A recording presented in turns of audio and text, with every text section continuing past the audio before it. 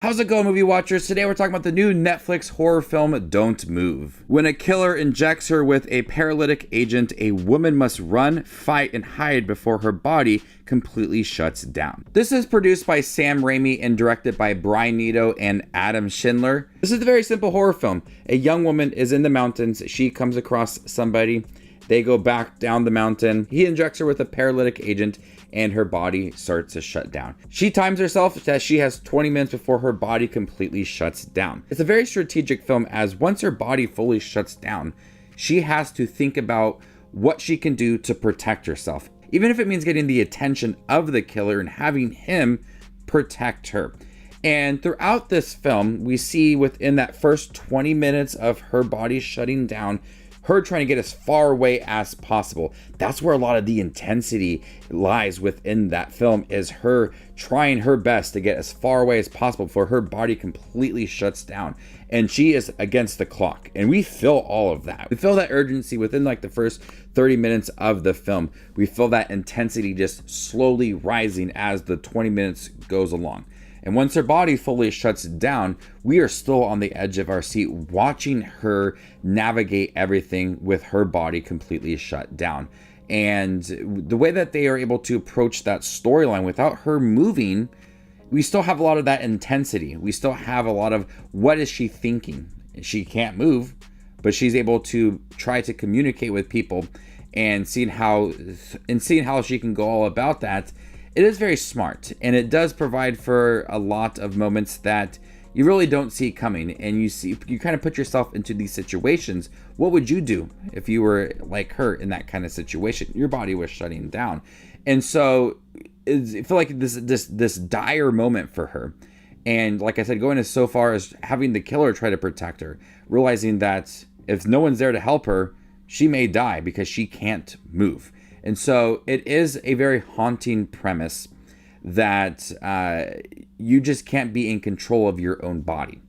And there's something about that within this film that does make it feel very haunting, very terrifying, without being a bloody, over-the-top violent film. You could deliver a very simple premise and have it be very gripping. And so when she is fully paralyzed and she can't move, that's where a lot of like the emotion comes into play as well. As she realizes that she can't do anything to protect herself, she has to rely on other people.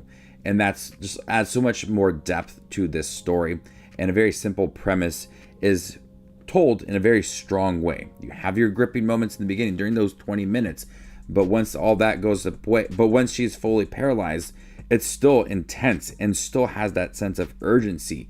And the performances are very strong. Kelsey Asbell's performance, she has to deliver a lot of facial expressions, a lot of simple movement when it comes to like the middle and the end of the film. In the beginning of the film, we see her quickly running away and how terrified she is, but her performance, she has to deliver something simple but yet gripping and emotional, and she does just that. And Finn Wittrock comes off as charming in the beginning of the film, but he is terrifying and demanding in this film.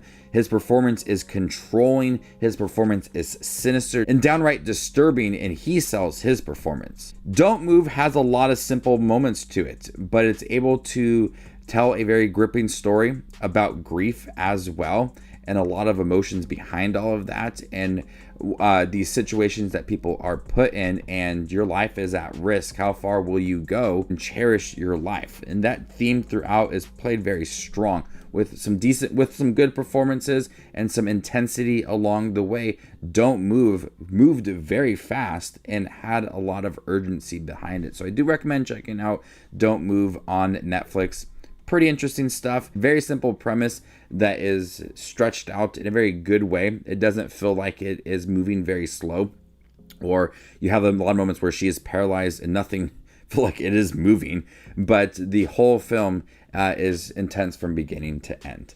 So before I give you my score for Don't Move on Netflix, make sure to check out my channel here. I do movie reviews, trailer actions, ranking videos, tier lists, all that fun movie related content that you see on YouTube. I do it all here, so hit that subscribe button to get it all in one spot. If you'd like to see where Don't Move ranks amongst all the other 2024 releases I've seen this year, follow me on Letterboxd, and there you can find my ranking. I'm gonna go ahead and give Don't Move a B-. Thank you guys for checking my review for Don't Move, the new Netflix film. Have you guys seen it by chance? What did you think about it? Let me know in the comment section down below, and stay tuned for more up-and-coming content like this.